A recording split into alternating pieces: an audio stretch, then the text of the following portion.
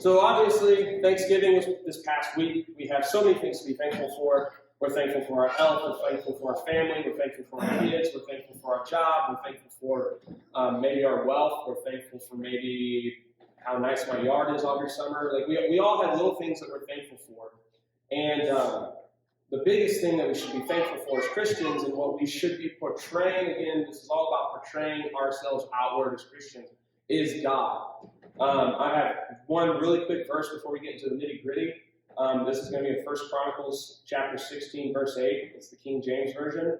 It says, and that's 1 Chronicles chapter 16, verse 8. It says, "Give thanks unto the Lord, call upon his name, make known his deeds among the people." Pretty self-explanatory, I feel like. Give thanks to the Lord. Thank you, God, for everything that you have blessed me with. Call upon his name. God, it is because of you that I have these gifts, I have these blessings, and make his deeds known among the people, not just to Christians, but to everybody. I had quite a few people throughout these past 4 or 5 days at my house, and every time, and I'm not forcing it, just it naturally came every time I said a prayer, or anytime someone asked me about something, I said, I've been very blessed, very fortunate and blessed by God. God has provided these things for me. God has allowed me to have these things. God has given me a great job with the military. God has given me, he allowed me, he blessed me with this 120 acres. Like these are things that we should be portraying. It's never us that do it. Like we might have physically did it because he gave us those gifts, right? He gave us those gifts and those blessings. So we're going to look at Psalms 139 this morning, and I'm using the New Living Translation. Whatever you guys have, it might be a little different, worded a little different. It's just easier to read in this version, and I don't have to explain hopefully as much. It's more self-explanatory. But to start off, the subtitle, it says, God's perfect knowledge of man for the chief musician. And so I happened to be doing some research, and basically Psalms, and don't 100% quote me on this, but from what I've gathered, Psalms are not just like a story, they're prayers, and they're also considered songs. So this one is a song prayer that was given to the chief musician. So like a choir director, right? Hey, David writes this and says you can sing this, and it's also a prayer that people can sing with, pray along with, or God. And so this is a prayer that David made that is also a song. I will not sing it. I'll just read it. But we're going to start with the first 6 verses. We're going to kind of, I think, first 6 and the next 6. And I kind of divided it up like that. So, Psalm chapter 139, and mine's the New Living Translation, chapter verses 1 through 6 first. O Lord, you've examined my heart and know everything about me. You know when I sit down or stand up. You know my thoughts even when I'm far away. You see me when I travel and when I rest at home. You know everything I do. You know what I'm going to say even before I say it, Lord. You go before me and follow me. You place your hand of blessings on my head. Such knowledge is too wonderful for me, too great for me to understand. So, first thought is this is the truth when it comes to being human, right? I can't comprehend God. He's God. God is everywhere. God's in this church right now. God's also in every other church that's going on right now. He's also in the hospital rooms. He's also in the man caves. He's also in the vehicles where people are driving. He's everywhere. And sometimes in our narrow thinking, and I'm not saying we're narrow-minded people, it's just natural that we sometimes are, we think, well, God's with me. But you don't really think maybe God is everywhere too. There's a word for it. I'm most likely going to butcher it. I'm going to try not to. Now I'm going to stop because I'm just jinxing myself. Omniscient. There you go, I got it. It's omniscient. It's all-knowing. The little definition is the story is told by an omniscient narrator. So think about any movie that you've watched. Oh my gosh. Stand By Me with the kids with the railroad tracks, right? And I can't remember that kid's name, but he's telling the story. He's omniscient of the story because he was there and he knows the story. He knows what's going to happen. He already knows everything. We don't. He does. He's omniscient in that story. God's omniscient 24/7. God is with us right now. He's with you when you go home and you're laying in bed. He's with you in the car. He's constantly with you, and he knows, like he just knows everything. He knows everything. God knows what's in your heart. He knows what you're going to say. He knows what you're going to do. He knows your deep desires. And David is thankful for that. He's thanking God for being omniscient, because if it wasn't for God and being this all-knowing God, his life would just be incomplete. And when you think about your life and how God was all-knowing and how God knew everything was going to work out. The best example I can give in my modern life is the white truck. I hate that darn truck, but it worked out well for Taylor when she became a post office driver. It worked out amazing for her for the 6 months to 9 months that she did it. God was all-knowing. He knew that was going to need to happen. He knew when I did this trade and got this truck that it was going to work out for us. It's been a decent little truck. The point is he's all-knowing. He knows what's going to happen. So God is omniscient, and David is thanking God for that. We're going to go to verse 7. I can never escape from your spirit. I can never get away from your presence. If I go up to heaven, you are there. If I go down to the grave, you are there. If I ride the wings of the mornings, and if I dwell by the farthest oceans, even there your hand will guide me. Your strength will support me. I could ask the darkness to hide me and the light around me to become night, but even in darkness I cannot hide away from you. To you, the night shines as bright as day. Darkness and light are the same to you. I kind of already talked about this, but God is omnipresent. He's everywhere. So we're by ourselves. We're with a group of people. We die. We're alive. He's everywhere. He's omnipresent. So God's not only omniscient. See, I already messed it up. Anyway, he's all-knowing, and he's everywhere. David's thanking God for that. Let me ask you this question. You have a family member or friend that means the world to you. Can they be everywhere with you? Literally, can they be? I mean, I guess they could be in your pocket on your cell phone, but if you call them, what if they don't answer? What if they're sleeping? What if they're busy doing something? What if they're gutting a deer and you're on the roof hanging up lights? What if you're doing something and they're not there? God's always there. Who can you always talk to? No matter what happens, no matter what fails, who can you reach out to and will always answer you? God, because he's everywhere and he's all-knowing. So David's thanking God, praising God for being omnipresent. And then the definition that I have is the omnipresent threat of natural disasters. Right? There's always an omnipresent threat to have a tornado in Missouri. We're in Tornado Alley. If you live in Louisiana, I feel sorry for those people. But if you live there, you're going to get hit by a hurricane. It's an omnipresent threat. You're always going to get hit by a hurricane. Don't act surprised every 3 years when another Katrina hits. Oh, God, I don't know this is going to happen. It's going to happen. You live in Louisiana. That's going to happen. If you live in California, what major threat of a natural disaster do you have? You have the omnipresent threat of an earthquake literally splitting California off and making it sink into the ocean. That's a legit thing that could happen depending on how powerful the earthquake is. If you live in the West, there's the Northwest, right? You constantly have the omnipresent threat of forest fires because it's so dry throughout the year. There's not enough rain. Right? These are all things that are present in our lives. God's no different. But he's not a threat, he's a blessing, and he's always there for you. Just like your father or mother or your kid or your spouse or your brother or sister's there for you, God's there for you, but he's never not going to do that. You know, I can make you really mad and then you leave me. God's not going to do that. All right, we're going to jump to verse 13 now, so right after. You made all the delicate inner parts of my body and knit me together in my mother's womb. Thank you for making me so wonderfully complex. Your workmanship is marvelous. How well I know it. You watched me as I was being formed in utter seclusion, as I was woven together in the dark of the womb. You saw me before I was born. Every day of my life was recorded in your book. Every moment was laid out before a single day had passed. How precious are your thoughts about me, O God, they cannot be numbered. I can't even count them. They outnumber the grains of sand. And when I wake up, you are still with me. So that's verse 18. We'll pause there. Between 13 and 18, what are we still seeing? We're seeing omnipresent, and we're seeing omniscience. Anyway, all-knowing and always there, right? Everywhere, always there, all-knowing. We're seeing that. By the way, verses 13 through 16 is a great verse to challenge people when it comes to abortion. Because God knew you when he knit you in your mother's womb. I realize we have science and it tells us kind of like how a baby's made. Like I understand that, everybody understands that. But you can't tell me that that's not God's handiwork. God made us. We're all special to God. I want you to think of the worst person you've ever met in your life. Because everybody's got at least one. I mean, you don't like that person at all. How precious are your thoughts about me, O God, that cannot be numbered?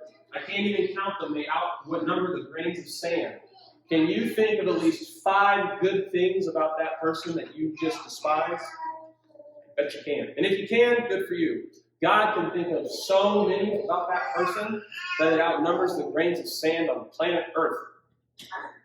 That's how all-knowing and all-present God is with us. And it's a beautiful thing that we should be thankful for, not just on Thanksgiving, but every day. And my next omni word is omnipotent. I got that one. It's all-powerful, of a deity having ultimate power, able to do anything. I don't know about you. I know that we can make test tube babies. You can't tell me that. I mean, that's science, yes, but that's God. There's nothing on this planet that man makes that's not God. So if I make a new warp reactor to be able to take us to the next planet to settle, I might be credited for it, but who made it? It was God. Because who did God make? Me. God gave me the gifts and the abilities to do that. God gave us the gifts and the abilities to make people in His own image. That's our job. I think I said it a couple Sundays ago. We have 2 jobs on this planet. Praise the Lord and make babies. That's our job. Like I know it doesn't say it like that in the Bible, but it might as well. God might have said, and thou else just make babies and worship me, because that's what I want you to do. And that's what we do. We make babies and we worship God. And that's the plan. That's the plan, Stan. God's all powerful. He made that happen with a thought, with a snap of the finger, with a flick of a wrist. I don't know how He did it, but that's how He did it. And God is so powerful that He knew you in the womb. He's so powerful that He can go forever and always have something good to say about me. I can go maybe 3 minutes and then say something bad about somebody, or I can think something bad about somebody. And if you do, you're being honest with yourself. And if you're not being honest with yourself, you tell yourself you don't. I'll be 100% honest. I go like 2 days and I immediately grumble about my wife under my breath.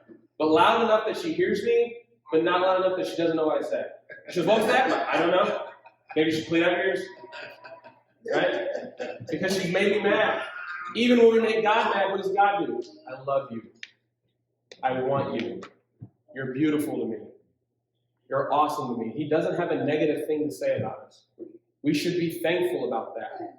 Right? Because even the person that's sitting next to you that you've been married to for 20 years, 30 years, 40 years, 50 years, 70 years, probably has said something mean about you. Or at least thought it, if they haven't said it. Like I know Taylor on a daily basis comes up with at least 5. And she doesn't admit it, but it's 5. I know it's 5. Because I can see her doing this. And then she glares at me, and she goes, so I think in her head she's like murdering me, and then she's going to go. So he's omniscient, I messed up, all-knowing, he's omnipresent, he's everywhere, and he's omnipotent, he's all-powerful. Okay, 19 through 22. Oh God, if only you would destroy the wicked. Get out of my life, you murderers. They blaspheme you. Your enemies misuse your name. Oh Lord, shouldn't I hate those who hate you? Shouldn't I despise those who oppose you? Yes, I hate them with total hatred, for your enemies are my enemies.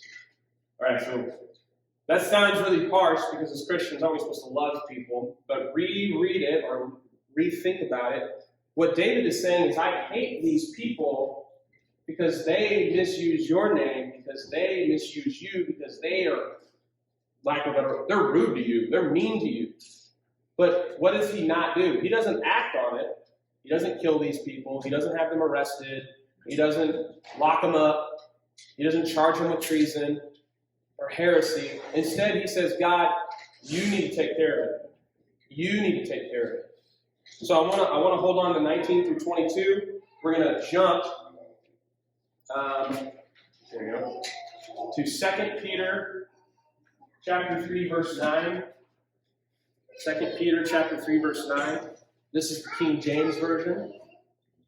The Lord is not slack concerning his promise, as some men count slackness, but it is long-suffering to usward, not willing that any should perish, but that all should come to repentance. So, David's saying, I hate these people because they're awful to you. It makes me so mad my blood boils. And you should do something about it, God. That's your job. You should do something about it. But God doesn't give up on us, does he? See, sometimes we forget, like, I'm a Christian, I believe in God, I love God. I'm going to heaven. And we forget that God wants everyone to go to heaven. So in 2 Peter chapter 3, verse 9, the Lord is not slacking concerning his promise. He's not slacking and saying he's not going to give retribution. He's not like a jealous God or anything. What he's going to do is he's going to give you as much time to make right with him. So I might, let's say, I hate this guy right here because he hates Jesus and he just harps on God and he's just an awful human being. Again, God can count as many granules of sand positive things about that person. And he wants that person's heart and soul, but that person has to what? Want God. And so he's giving them the chance to make it right. Isaiah 55, verses 6 through 7. Isaiah chapter 55, verses 6 through 7 say the same thing, a little different. Christian Standard Bible Version. Seek the Lord while he may be found. Call to him while he is near. Let the wicked one abandon his ways, and the sinful one his thoughts. Let him return to the Lord, so that he may have compassion on him, and to our God, for he will freely forgive. So, go back to Psalms 19 through 22, Psalm 139, 18 through 22. David's saying these guys are just mean people, they're awful. But God, you need to handle them how you need to handle them. And God's not making bad on his promise. He's going to keep his promise, but he's going to give you as much time to make right. So put it in layman's terms if people are still confused. Wouldn't it be nice if the bank said, just pay me when you can? you owe me $500,000 for your note. Pay me when you can. You got your whole life to pay me back. How many of us would actually pay that note back? How many of us would not pay it back? We probably would say, well, we got all the time in the world. Take it a little smaller. I loan you $50. Pay me back when you can. How often do you get that $50 back? Maybe 50-50, maybe 60-40. 60% like not getting it back, 40%, maybe 70-30. It depends on the person. If they're a good person, if they're an honest person, they might give it back to you as soon as they can. If they're not, maybe you won't get it back. God is like that with everybody, and he's saying, come to me and cash in on your soul when you want. Whenever you're ready, you come to me. He's not gonna force you. That goes against free will. But he is a disciplinarian, and so if at the end of the day you die and have not accepted him, and you were the blasphemer, if you were the people from 19 through 22, and you haven't made right like you're supposed to in 2 Peter or Isaiah, I'm sorry for you. I really am. It hurts me. It hurts me that you're going there. And then the last two verses are going to be 23 and 24. It's going to be, search me, O God, and know my heart. Test me and know my anxious thoughts. Point out anything in my path in me that offends you, and lead me along the path of everlasting life. I really like those last two verses because God knows me better than I know me. And you all have probably been here where you know you're doing something wrong, or you know you have a vice. So we do something like you love chocolate. Like Dad would always get up here and say, I love chocolate. And boy, I know I'm killing my body. And I know the Lord doesn't want me to eat chocolate because it's damaging my temple, but man, I'm going to give it to you. He didn't care. He would keep eating chocolate. And he didn't take care of it, and that's fine. That's on him, right? That's a bad thing. But God can search your heart and knows you even better than you know yourself. And I do this all the time. God, there are things A, B, and C that I'm struggling with. I'm addicted to gambling. I like to kick little puppies when I walk by down the street because I'm just mean or aggressive. Help me, God. Help me with this, right? Search me and know my heart, and he already knows your heart. He's sifting through your heart. He's finding those things, right? And know my anxious thoughts. Oh my gosh, I just spent X amount of money on mounts yesterday. My wife is going to kill me. This is a true story, God. Don't let her kill me, God. When they come home, I'm like, hey, X amount of money I just spent on mounts. Kudos to her. She just swallows her. Well, that's really great. So everybody left, and it wasn't really great. But I don't care. I'm a man. And I did it anyway. But no, my anxious thoughts, a legit anxious thought. God, how am I going to make ends meet this month? How am I going to pay this bill? How am I going to make sure my business is successful? How am I going to deal with this geopolitical pressure in America to do A, B, C, and D? How am I going to, when I'm going to meet my friend, and he's such a great friend, but he hates you, God. He hates you. And I know he's going to bait me into fighting. Right?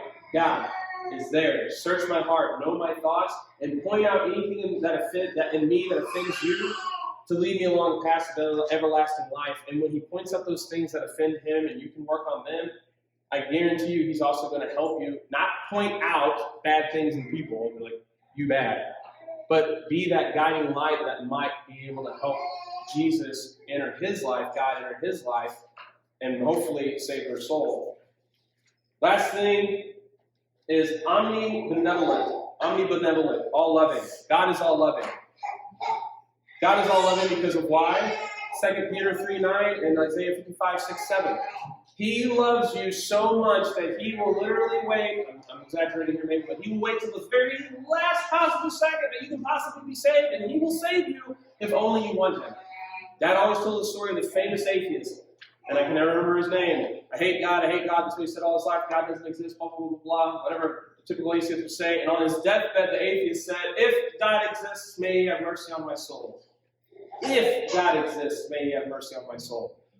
God was all loving. He was omnibenevolent with that man. I guarantee you up to the day he died. And when he died, God said, I'm sorry for you. I really, and not like, oh, sucks, sorry for you. I'm sure God was grieving over that lost soul. That soul is now in hell and cannot come back. And that hurts God. So God's omnibenevolent. Remember, when you're dealing with other people, when you're dealing with your friends and family at Thanksgiving or Christmas or Easter or a birthday party or just hey, come on over and have some dinner. God's omnibenevolent, and we should be benevolent too. We should be loving towards others. And David's thankful for that. And then I didn't come up with this term. I found this term. It's not a real term, but it was called Omni-Righteous, which is not a real term.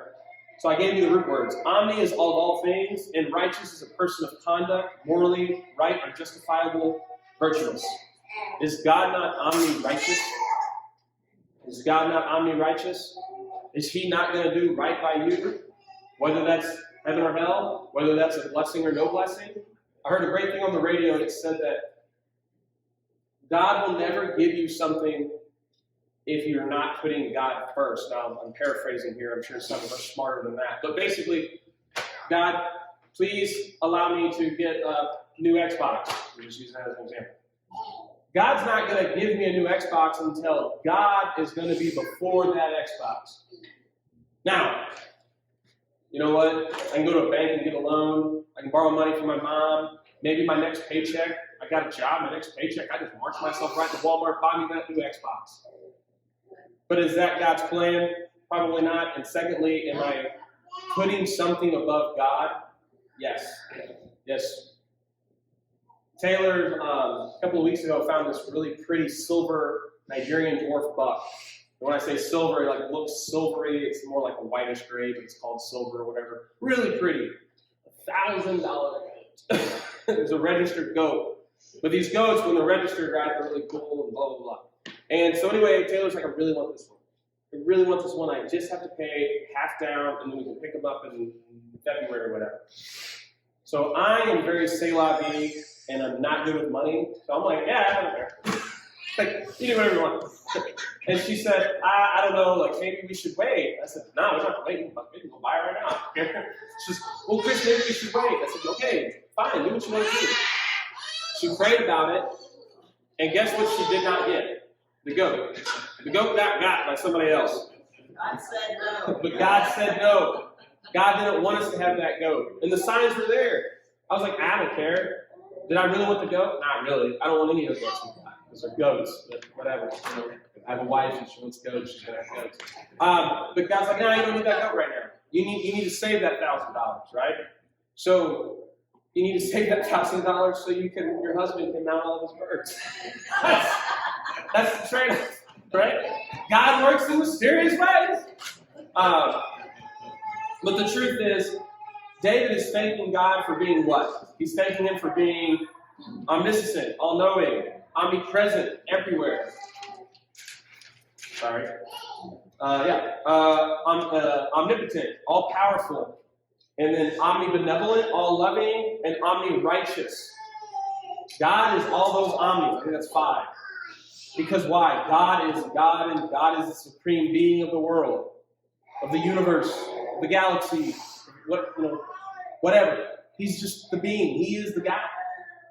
And David understands that, and he is thanking him for being that. Because if it wasn't for God being all of those things, do you think we would have a Chinaman's chance to get to heaven?